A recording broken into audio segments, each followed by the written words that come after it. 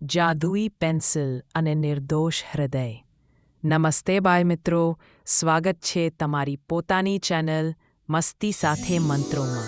દોસ્તો, શું તમે ક્યારેય વિચાર્યું છે કે જો તમારી પાસે એક જાદુઈ પેન્સિલ હોય તો તમે શું કરશો?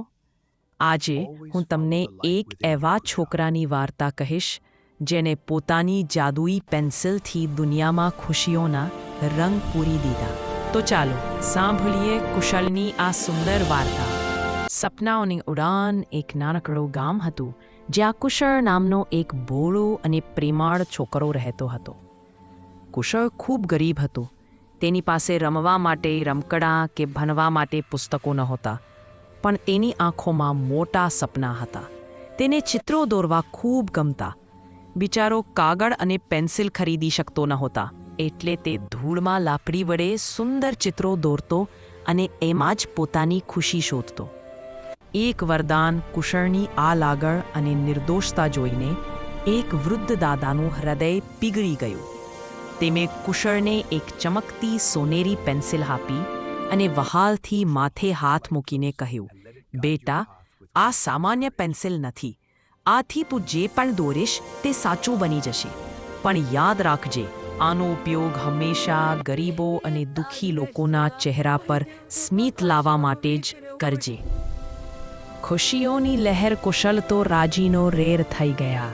તેને સૌથી પહેલા ભૂખ લાગી હતી, એટલે તેને એક રસદાર કેરી દોરી અને જો તો ખરા, જોત જોતામાં તે સાચી કેરી બની ગઈ.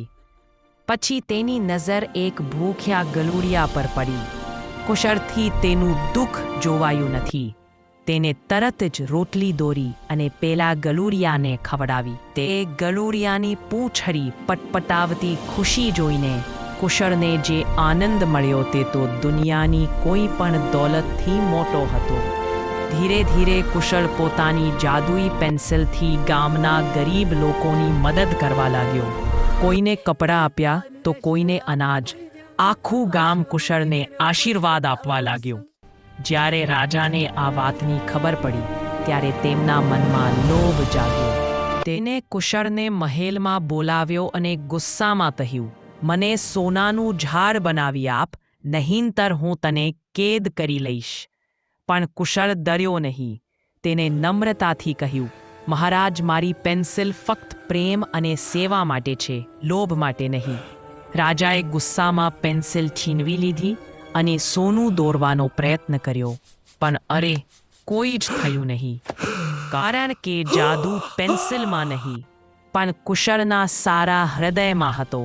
એલા વૃદ્ધ દાદા ફરી પ્રગટ થયા અને રાજાને સમજાવ્યો, રાજાજી, સાચો જાદુ નિસ્વાર્થ ભાવે સેવા કરવામાં છે. જેના હૃદયમાં પ્રેમ છે તેના પાસે જ ઈશ્વરની શક્તિ છે. રાજાને પોતાની ભૂલ સમજાઈ. તેમણે કુશળની માફી માંગી અને વચન આપ્યું કે તે પણ હવે પ્રજાની પ્રેમથી સંભાળ રાખશે. તો બાળમિત્રો, જોયું ને, સાચી ખુશી બીજાની મદદ કરવામાં અને ઈમાનદારીમાં જ રહેલી છે.